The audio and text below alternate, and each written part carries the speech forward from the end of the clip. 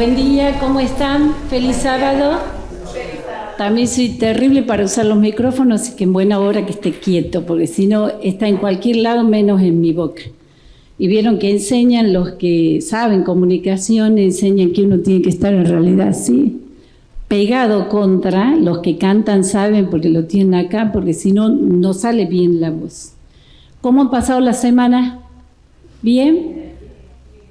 Bien, a veces, vieron que muchas veces uno dice bien como un modo de compromiso, porque si empieza a contar, a veces son, ¿no?, muchas penas y a veces son malas tormentas que uno ha tenido que atravesar que las alegrías, pero de todos modos creo que el balance siempre es positivo, porque estamos aquí, ¿no?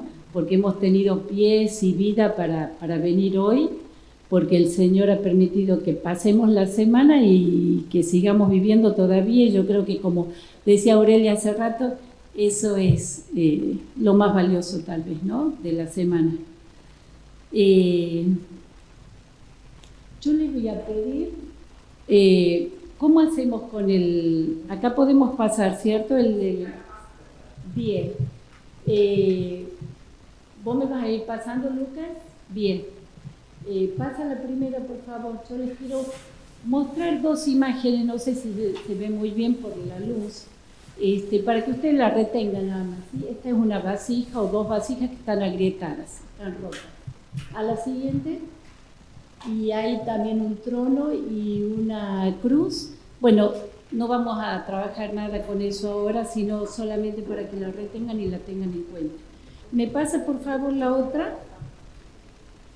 Miren, cuando hace tiempo yo trabajaba como docente, aprendí enseñando en las escuelas adventistas, las instituciones nuestras, aprendí algo que no solamente sirve para la escuela, que no solamente sirve cuando decimos que hacemos integración de la fe y la enseñanza, es decir, integrar los contenidos que uno enseña a la fe, traer conceptos de la fe a eso que uno enseña. Muchas veces hacemos cosas forzadas dentro de las escuelas que no ayudan a nada, pero de todos modos yo aprendí algunas cosas con el pastor y profesor George Knight, que había ido a la UAC en un tiempo, y les digo que para mí fue valioso porque me quedó.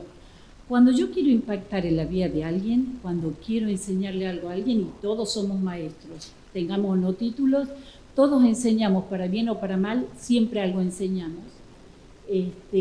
Tenemos que tener en cuenta tres cosas, tres elementos que en realidad son vitales, y si no los tenemos, como que no vamos a impactar en nadie, ¿no?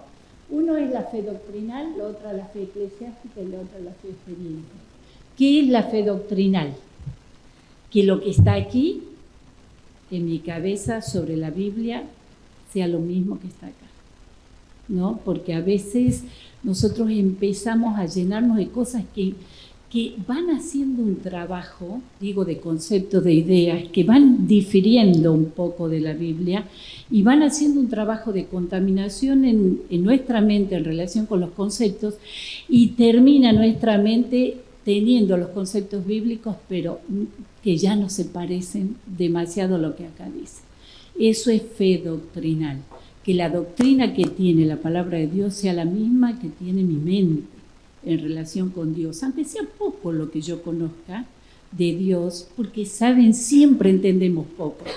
A Dios creo que es un proceso de toda la vida y va a ser del cielo también y por siempre la necesidad de entenderlo, ¿no?, y de conocer su carácter.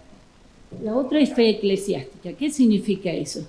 Que si yo le enseño a alguien o quiero que alguien venga a la iglesia, ¿qué tengo que hacer yo? Aparte de invitarlo, venir a la iglesia, porque si no, ¿cómo lo voy a convocar? Si yo invito a alguien y no me ve nunca en la iglesia, ¿no?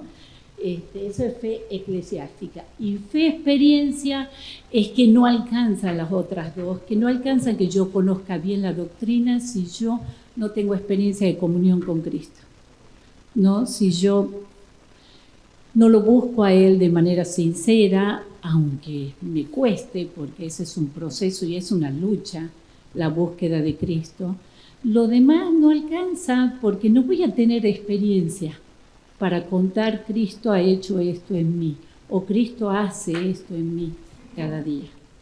No tiene que ver demasiado con el tema que vamos a trabajar ahora, que vamos a repasar, pero sí quería hacerles notar un poquito de que si nosotros no tenemos esas tres cosas, por más que intentemos trabajar para Dios, seguimos tal vez con el corazón vacío y las manos poco llenas también, ¿sí? Bien, yo los invito ahora a que me acompañen a leer en la Biblia, y si alguno tiene ganas de compartir la lectura en voz alta, lo puede hacer, ¿sí? Les voy a invitar para que repasemos y revisemos, porque todos conocemos este tema. Y algunos tal vez pueden decir, otra vez lo mismo, porque vieron los chicos nuestros hijos, nuestros niños de la iglesia, cuando uno les cuenta una historia, dicen, pero esa ya la conozco. Y no quieren a veces repasar en la semana la escuela sabática, porque si ya conozco todo eso. A veces a los adultos no decimos, pero nos pasa lo mismo. Decimos, uy, pero este tema ya conozco todo, ¿y qué me van a contar? Y saben que Dios tiene en su palabra una verdad absoluta. La verdad de Dios es eterna y es absoluta. No hay relativos en la verdad de Dios. Pero saben que para nosotros, en el modo en que nosotros recibimos la verdad, es progresiva. ¿Qué significa eso? ¿No les ha pasado a todos acá? Les debe haber pasado lo siguiente. ¿Que ustedes leyeron alguna vez un texto? Lo dejan por un tiempo, vuelven a leerlo, a lo mejor pasaron 5 años sin leer ese texto, lo toman de nuevo y ¿qué pasa? Aprenden otra cosa. Eso es lo maravilloso de la Biblia y lo maravilloso de que es progresivo. No es porque esa verdad no estaba. Yo era el que no estaba listo para recibir esa verdad y este es el momento. Por eso es bueno siempre repasar. Y saben que hay un tema que aunque nosotros lo repasemos vez tras vez, nunca es suficiente. Ahora vamos al texto y se van a dar cuenta por qué les digo que nunca es suficiente. Vayamos a Juan, capítulo 14, del 16 al 20. Sí, y vamos a ver después Juan 16, pero yo les voy a ir diciendo paulatinamente. Si alguno, les repito, si alguno quiere leerlo, siéntase libre. Se saca un poquito el tapabocas por un momento y lo lee en voz bien alta para que podamos escuchar. Juan capítulo 14, del 16 al 20. Si hay alguien que lo quiere leer, si no lo leo yo, ¿sí? Porque a lo mejor por la grabación es necesario que lo vuelva a leer yo para que se entienda. Pero si alguno lo quiere leer, levanta mano y lo lee, ¿sí? Bien, adelante, hermano. Bien. Juan 14, 16 al 20. Juan 14, 16 al 20. Y yo rogaré al Padre y os dará otro consolador para que esté con vosotros para siempre. Y el Espíritu de verdad, al cual el mundo no puede recibir porque no le ve ni le conoce, pero vosotros le conocéis porque mora con vosotros y estará en vosotros. Yo no os dejaré huérfanos, vendré a vosotros. Todavía un poco y el mundo no me verá más, pero vosotros me veréis, porque yo vivo, vosotros también viviréis. En aquel día vosotros conoceréis que yo estoy en mí, en mi Padre, y vosotros en mí, y yo en vosotros. Qué hermoso texto es este, porque hay una promesa tremenda ahí. Nosotros a veces leemos y leemos como si fuera para los discípulos solamente la promesa. Y ya vamos a repasar que no. ¿Cuál es el escenario de esta situación? No sé si porque a veces leemos el texto aislado y leemos la promesa y nada más. ¿Y saben cuál es el texto? Es la noche pascual. Es la cena pascual de Jesús, la última cena que pasó con sus discípulos. Y una situación complicada para Jesús y para los discípulos. Jesús muy triste, porque él sabía que eran sus últimos momentos aquí en la tierra y estaba luchando contra esa necesidad que él sabía que tenía de entregarse por nosotros, pero también la humanidad que decía, no quiero morir, porque esa muerte suponía la separación del Padre, no solamente porque había una separación física de la vida. Y los discípulos bastante peleados entre ellos, también tristes, y cuando Jesús les plantea esta situación se pusieron peor todavía. Es decir, que la escena, el escenario era bastante complicado. Entonces Jesús, ¿qué hace? Se separa un poco de toda la escena ya de la comida, la bebida, se separa un poco y entonces les da la promesa, la que aparece en el versículo 16. Él los quería confortar, pero fue peor. ¿Por qué fue peor? Porque él les estaba diciendo que se iba, que él se iba, que ya no lo iban a tener más físicamente, y entonces los discípulos no se conformaron con esto, se pusieron más tristes todavía, porque Jesús les estaba prometiendo algo que ellos no entendían aparte todavía, ¿sí? Como muchas veces no entendemos nosotros también. Entonces, él les plantea eso y los discípulos dicen, ¿a quién se van a volver ellos si no lo tenían a Jesús? Vieron que alguna vez les dice Jesús, si ustedes se quieren ir, también váyanse. Y ellos le dicen, ¿a quién vamos a ir si tú tienes palabras de vida? Bueno, acá en este momento yo sentía que le rompían un poco el corazón a cada uno. Jesús con estas palabras de irse, aunque les daba una promesa, ¿no? Alguien dijo, pinten un cielo sin estrellas, cubran las montañas de oscuridad, cuelguen cortinas de negra sombra frente a cada playa, oscurezcan el pasado y que el futuro sea aún más incierto. Completen el cuadro con hombres pesarosos y rostros tristes. Tal era la condición de los discípulos al verse confrontados con la partida del Señor. Es decir, esa es la situación en la que Jesús viene y les larga esta bomba de que se iba a ir, pero al mismo tiempo les promete algo, ¿sí? Entonces, ¿qué les promete? Yo rogaré al Padre y les dará otro consolador para que esté con vosotros para siempre. Cuando decimos otro, quiere decir que Jesús era su consolador primero. Y este no iba a ser Jesús, pero era otro que iba a cumplir eso. ¿Qué hace un consolador? Vieron, yo siempre digo, y a veces la vida me ha cambiado un poco esa idea, antes la tenía más, de que yo no tenía el ministerio de la consolación frente a la muerte de un familiar de alguien. Me parecía terrible tener que ir a decirle palabras, porque yo veía que todo el mundo abraza y dice cosas, y a mí me parecía muy pesado eso, tener que decir cosas delante de alguien, no solo porque a veces uno no podía empatizar del todo, porque a mí no me estaba pasando eso, sino porque me parece que la persona no está preparada para recibir palabras. Está tal vez preparada para recibir el afecto, la compañía, la contención, y no tanto por eso. A mí me parecía muy pesado para mí tener que tomar ese papel. Pero bueno, acá Jesús le da la promesa de que iba a venir otro que iba no solamente a consolar en momentos de situaciones así, sino en todo momento. Estoy enfermo, me iba a asistir en mi enfermedad. Tengo que construir, iba a ser mi arquitecto. Tengo que hacer alguna tarea, me iba a ayudar. Estoy sin paz, me iba a dar paz. Me iba a aliviar, me iba a consolar, me iba a sacar las penas. Bueno, eso y mucho más era la promesa que les estaba dando Jesús. Es decir, esa función la iba a hacer ¿quién? El Espíritu Santo.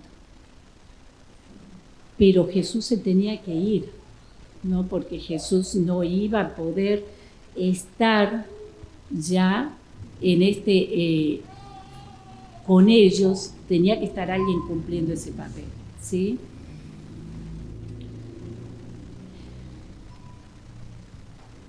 Ellos sentían que se quedaban huérfanos, pero Jesús les decía, ustedes no se van a quedar huérfanos, van a quedar cuidados por otra de las personas de la Trinidad. No van a estar nunca privados de un Padre que los cuide, que los proteja, que los alivie. Entonces, piensen de otra manera, que Jesús quería sacarles, ¿no?, esa tristeza para que ellos pudieran realmente tener la promesa. Vamos a leer no el 17, sino el 18, donde le dice, no los dejaré huérfanos, vendré a ustedes. ¿Y cuál es la promesa? Que iba a estar no solamente un tiempo con ellos, sino que iba a estar para siempre. Es decir, la promesa también, hermano, es para nosotros. Y creo que a veces vivimos, y yo hablo por mí, no por ustedes, alejados de esa promesa y no recibiéndola como deberíamos estar, llenos del Espíritu Santo, ¿no? Como llegaron a estar los discípulos. ¿Y por qué nosotros no estamos? Bueno, ahora estamos para eso. Los sermones no son para sermonear, sino para reflexionar. Y la idea es que cada uno, según su necesidad, se lleve algo. A veces lo podemos lograr y a veces no, pero ¿saben qué? Tenemos que confiar en la promesa de que Dios es el que está trabajando por y para nosotros, y no un pobre predicador como yo, como cualquiera de los mortales que alguna vez osamos pararnos aquí al frente, que es un papel muy particular, pero también muy especial, y tenemos que tener humildad para poder recibir también la palabra, ¿no? Tanto primero nosotros y después lo que la recibe. Vamos a mirar Juan 16:7. Vamos a irnos para el otro. Fíjense que el capítulo 14 y el 16 son pura y exclusivamente del Espíritu Santo. ¿Cómo es de importante? ¿Saben cuántas veces se menciona el Espíritu Santo en el Nuevo Testamento? Solamente 262 veces. ¿Cuán importante será para nuestra vida tener el Espíritu Santo, que se menciona tanto, ¿sí? Cuando algo se repite y se repite es porque tiene una importancia suprema, ¿no? El versículo 7 dice así: pero yo digo la verdad, os conviene que yo me vaya, porque si no me fuera, el Consolador no vendría a vosotros, mas si me fuere, os lo enviaré. Jesús está planteando la promesa, pero le está diciendo, yo me tengo que ir, no me puedo quedar. Pero me voy a ir y ya no voy a poder estar más con ustedes. Entonces el que va a estar con ustedes es el Espíritu Santo, o sea, me va a representar, porque si no, no van a tener a nadie. Eso es lo que nos quiere decir Jesús. Si el Espíritu Santo no viene a ustedes, no van a tener a nadie. Y fíjense qué perdidos que estaríamos si no tuviéramos al Espíritu Santo hoy. Porque es por el Espíritu que conocemos a Jesús, que tenemos al Padre, que tenemos a Dios en suma, ¿sí? Si me ayuda Lucas ahora con un texto, fíjense lo que dice la hermana Elena de White acerca de esto. Estorbado por su humanidad, Cristo no podía estar en todo lugar personalmente. Por lo tanto, convenía a sus discípulos que fuese al Padre y enviase el Espíritu como su sucesor en la tierra. Cristo nos amó tanto, Dios nos amó tanto, que Cristo fue capaz de renunciar a su omnipresencia. Por eso Él ya no puede estar acá con nosotros y está el Espíritu Santo en su lugar. Porque Él tiene la humanidad resucitada y ya con eso Él se hizo tan nada por nosotros que fue capaz de hacer eso. Fue capaz de perder una cualidad divina que es poder estar en todo tiempo, en todo momento, de distintas maneras. Y Él ya no lo puede hacer. Entonces tenía que estar alguien que pueda, ¿no?, que pueda cumplir su papel, que pueda representarlo. Y qué mejor que otra persona de la Trinidad que lo conoce porque es Dios igual que Él, ¿no? Entonces, esa promesa, grábenla en su cabeza porque también es para nosotros. Esa promesa de que Él iba a enviar el Consolador para nosotros es también hoy para nosotros. Y tenemos que poder cobrar vida y revitalizar nuestra religión, nuestra comunión con Dios, porque tenemos todas las posibilidades. Si no las tuviéramos, bueno, pero las tenemos a todas, ¿no? Cuando yo les decía recién que los capítulos 14 y 16 hablan pura y exclusivamente del Espíritu Santo, ¿qué dicen? Primero, la promesa. Después, ¿quién es el Espíritu Santo? Y sus cualidades. Y después la misión y la obra que el Espíritu quiere hacer por nosotros, para nosotros y por los demás, ¿sí? ¿Qué diferencia hay entre cómo el Espíritu Santo se manifestaba antes de Jesús, en la era de los patriarcas, de los profetas, y después de que Jesús vino y hacia adelante, hacia nosotros? ¿Qué diferencia habrá? ¿Alguno se anima a decirme? ¿Qué diferencia había? Por ejemplo, cuando estaba en la época de Abraham, de Sansón, de Gedeón, de Moisés, el Espíritu Santo estuvo siempre. Dios estuvo siempre. La Trinidad estuvo siempre. Algunos dicen por ahí que hubo 3 épocas, ¿no? Como 3 dispensaciones. Primero el Padre, en la creación y la relación con los patriarcas y demás. Luego Cristo, cuando vino, como que ocupó todo el horizonte con la salvación y la promesa de la redención. Y después de Cristo, cuando fue al cielo, el Espíritu Santo, que copó toda la escena y empezó a trabajar más directamente. Pero en realidad estuvieron siempre los 3. Lo que pasa es que tal vez el protagonismo ha ido cediendo papeles, pero eso no quiere decir que no hayan estado. Pero ¿qué diferencia habría? ¿Han podido pensar esa pregunta? No se sientan obligados a contestar porque esto no es una clase de escuela, o no pretende ser eso tampoco, ¿no? Pero ¿qué diferencia hay? Que el Espíritu Santo siempre obró en la época antigua y también en la época de Jesús y después, pero en la época más antigua, Cristo, a su aparición acá en la tierra, el Espíritu Santo venía señaladamente, en ocasiones puntuales, ¿no? Obraba en las personas de manera puntual, señalada, y hasta ahí. Pero cuando Jesús se fue al cielo, el Espíritu Santo vino en plenitud y para todos, no oportunamente y específicamente para alguien. ¿Soy clara? ¿Sí? Es decir, que por eso la promesa está para nosotros también, porque vino para estar en plenitud con todos, ¿sí? Si me ayudan con la otra cita, por favor. ¿Qué nos dice Hechos de los Apóstoles, página 31? Que durante la era patriarcal la influencia del Espíritu Santo se había revelado a menudo en forma señalada, pero nunca en su plenitud. Ahora, en obediencia a la palabra del Salvador, los discípulos ofrecieron sus súplicas por este don, y en el cielo Cristo añadió su intercesión. Reclamó el don del Espíritu para poderlo derramar sobre su pueblo. No es lo mismo darle no a alguien así señaladamente que de pronto derramar en la congregación el Espíritu Santo.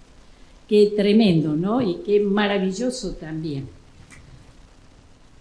Solo el Señor puede hacer eso. Vamos a mirar de nuevo, nos volvemos por favor a Juan 14, 16. Y yo rogaré al Padre y os dará otro consolador para que esté con vosotros para siempre. Cuando hablamos acá de otro, yo les decía recién, bueno, Jesús era el primer consolador y el Espíritu Santo iba a ser el otro consolador. Pero la palabra otro, yo tengo que ir al griego para entender un poquito qué significa eso. No sé si probablemente todos conocen, pero vamos a repasar un poquito eso. La palabra otro se puede decir de 2 maneras en griego. Alos y hétero. Alo es una palabra que indica que es alguien igual a ese que está, ¿no?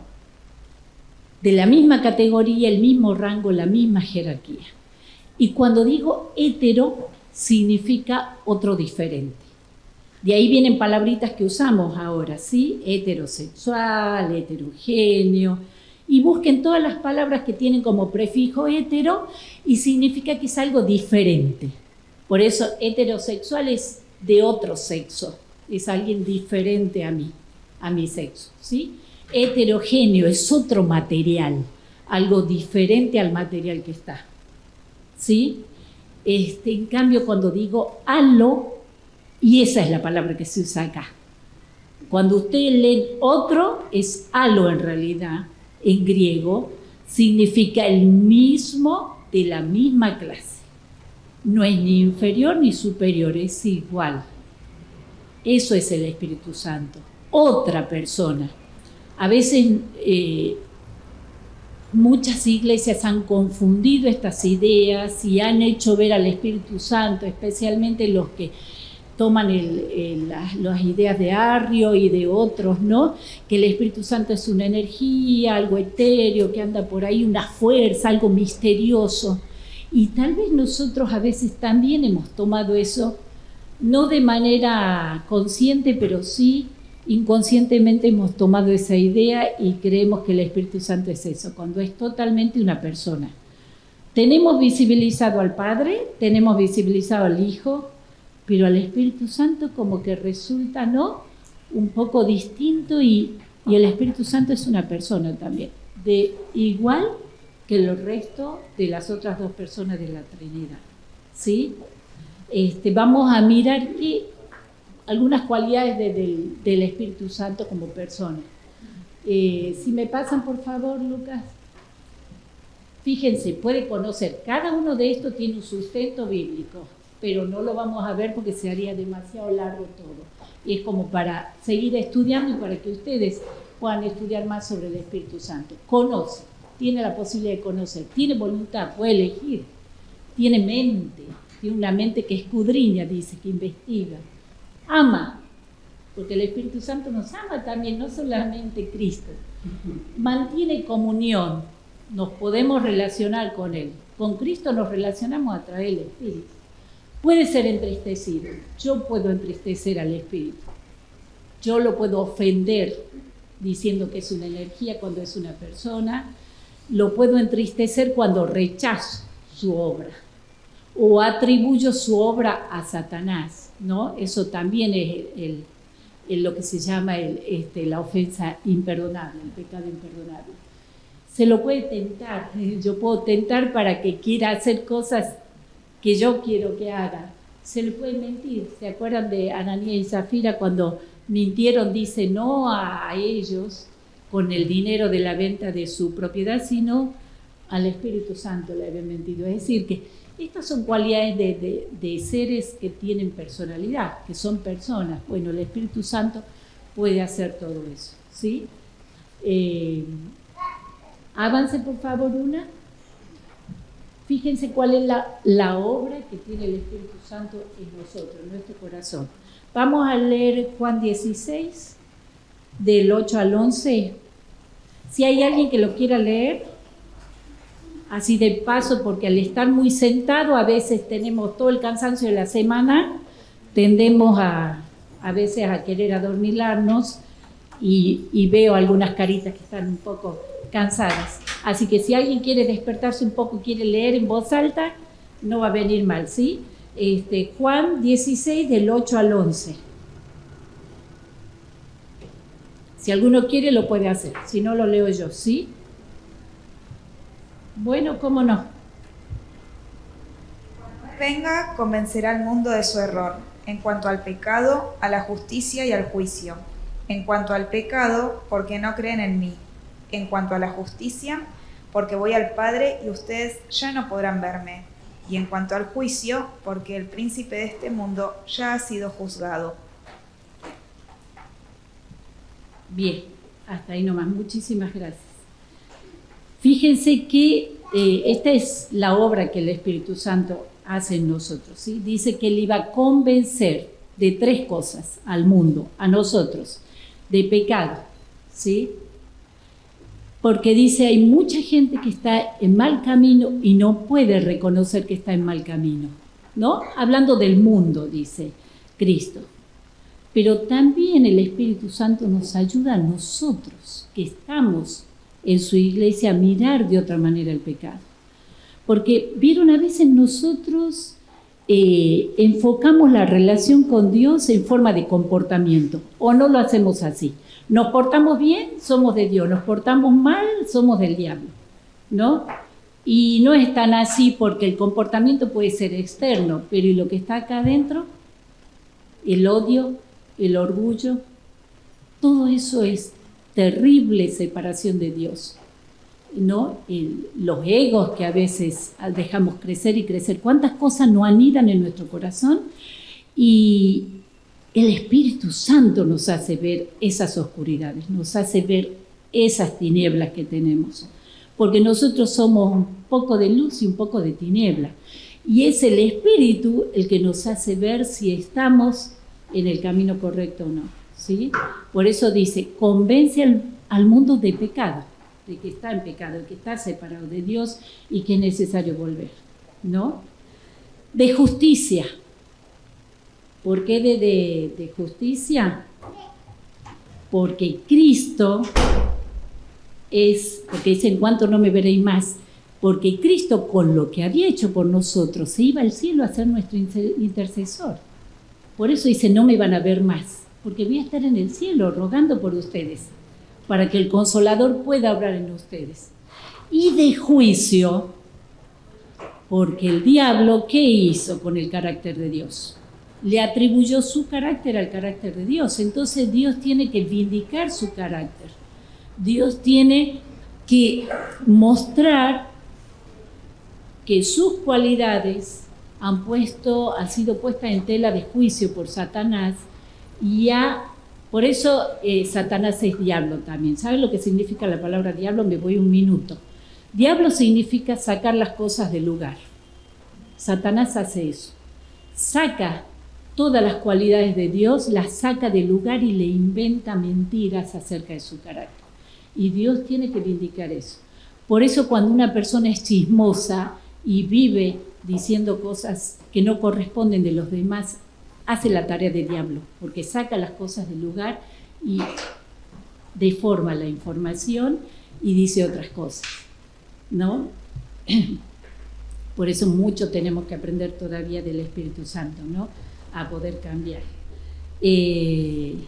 Esas eran algunas de las cosas que Dios quiere hacer a través del Espíritu Santo, ¿no? Voy a leer Juan 14, 17. ¿Qué nombre le da, aparte de Consolador, Dios acá, o Cristo, al Espíritu? Es el Espíritu de verdad, al cual el mundo no puede recibir porque no le ve ni le conoce, pero ustedes le conocen porque mora con ustedes y estará con ustedes. Esa es la promesa que le da a ellos y a nosotros también por ende, ¿no? Y después en el 13, Juan 16, 13 dice, pero cuando venga el Espíritu de verdad, Él los va a guiar a toda la verdad, porque no hablará por su propia cuenta, sino que hablará todo lo que oyere. O sea, Dios es verdad, su palabra es verdad, y el Espíritu también es un Espíritu de verdad. Nos guía a eso.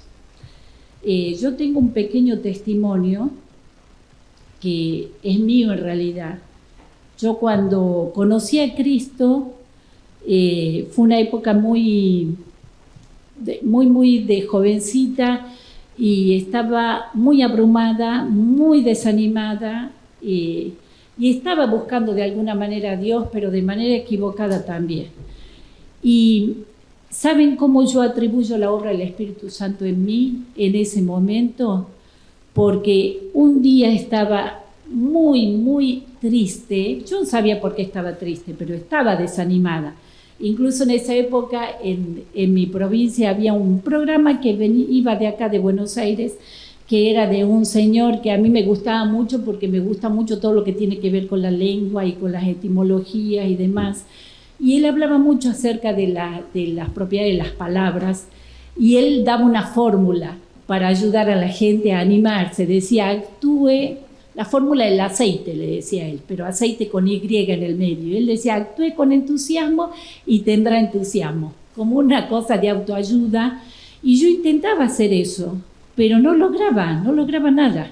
Y cada vez me sentía más triste, más desanimada, y hacía las cosas, pero por inercia. Y recién me había recibido de docente, entonces un día de vacaciones, porque yo enseñaba en la montaña, y en la montaña, en Tucumán, se tiene distintos tiempos de enseñanza. Entonces en el invierno son las vacaciones de verano de la llanura, ¿no? Entonces, porque ahí cae mucha nieve, no se puede enseñar en invierno. Yo estaba en casa y una de mis hermanas que estudiaba letras iba a ayudarle a una docente que era docente de nuevo de una de mis hermanitas más chicas, porque era un montón en mi casa, y ella le iba a enseñar, y ella era de la iglesia, era adventista, era muy misionera, y yo sabía que ella predicaba. Yo estaba barriendo, recuerdo siempre muy evidente esto, porque a mí me quedó muy grabado, yo estaba barriendo mi casa, la casa de mi mamá, cuando ellas estaban por ir, las vienen a buscar para que vayan a ayudarles a corregir evaluaciones y demás a esta maestra. Y yo no estaba pensando, no tenía ninguna intención de estudiar la Biblia, no estaba pensando en Dios, estaba pensando solo en mi tristeza y lo desanimada que estaba. Y de pronto abrí la boca y no fui yo la que habló. Y le dije, díganle a Marta por favor que me venga a dar estudios bíblicos. Jamás había estado pensando en eso. Y fue el Espíritu el que habló, porque esa fue la tabla de salvación que Dios me estaba tirando, porque yo estaba muy desanimada realmente. No tenía ningún interés en seguir viviendo, nunca tuve ninguna intención, gracias a Dios, de no hacerlo, de quitarme la vida, pero era una época muy abrumadora para mí, por distintas cosas que me habían pasado. Pero el Espíritu Santo fue el que habló, por eso yo creo y estoy muy convencida de que Dios dice la verdad cuando dice, Él los guiará a toda la verdad. Cuando ustedes quieran conocer la verdad, pídanle al Espíritu Santo porque es Él el que nos guía a la verdad, ¿sí? En Arabia había un señor, un guía, que guiaba a toda la gente por el desierto para que no se pierdan, y le llamaban el hombre de la paloma. ¿Por qué le llamaban esto? Porque él tenía una paloma mensajera que ponía en su pecho, la tenía siempre acá guardada, y cuando él no sabía bien por dónde iba, ¿qué hacía? Él la tenía atada con una cuerda a la patita de la paloma. Entonces, cuando él estaba perdido, él no sabía qué camino tomar, porque en el desierto todo puede parecer igual, él la soltaba la paloma hasta cierto punto, le soltaba un poquito la cuerda y la paloma se movía, y cuando la paloma se ubicaba para volver a su nido, que era en la casa del guía, él sabía por qué camino ir. La paloma era quien lo guiaba, ¿no? Y dicen que nunca se había perdido, porque él tenía esta paloma. Bueno, el Espíritu Santo ha tomado alguna vez, cuando Jesús se bautizó, la forma de paloma. Esta paloma celestial también nos puede guiar siempre y jamás nos vamos a sentir perdidos con la guía de Él, ¿sí? Por favor, si me pueden mostrar la otra. El hombre dice no podría hacer nada bueno sin la operación divina. Fíjense, nada bueno. Toda chispa de bondad dice viene de parte de Dios. Yo no puedo hacer nada por mí mismo sola que sea bueno. Dios llama al arrepentimiento, pero el hombre ni siquiera puede arrepentirse a menos que el Espíritu Santo trabaje en su corazón.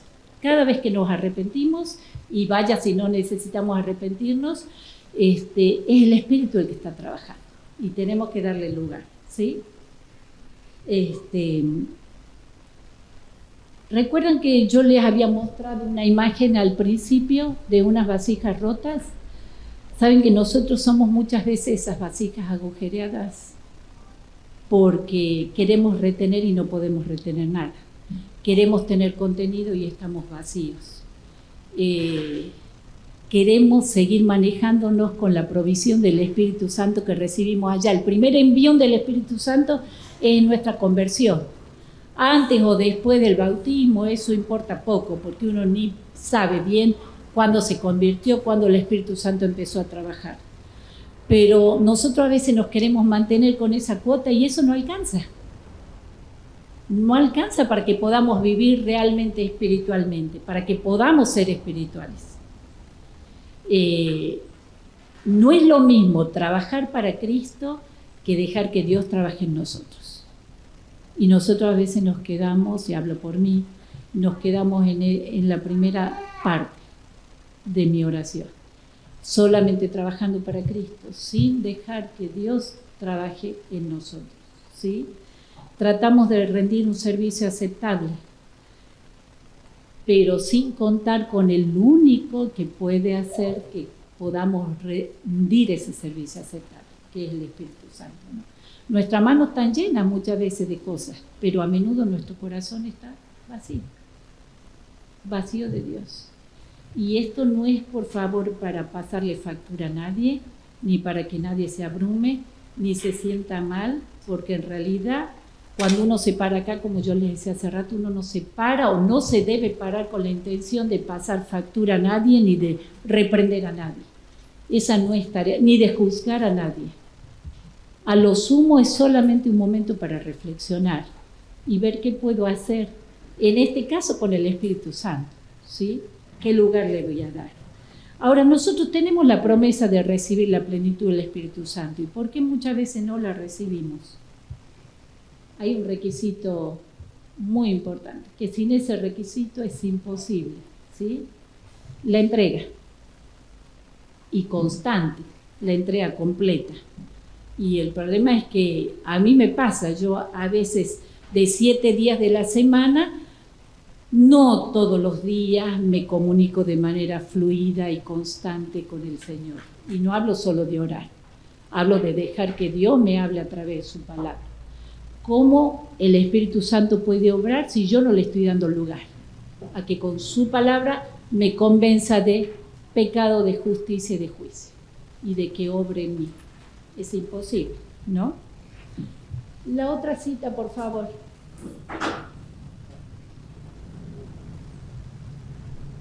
La anterior. Gracias.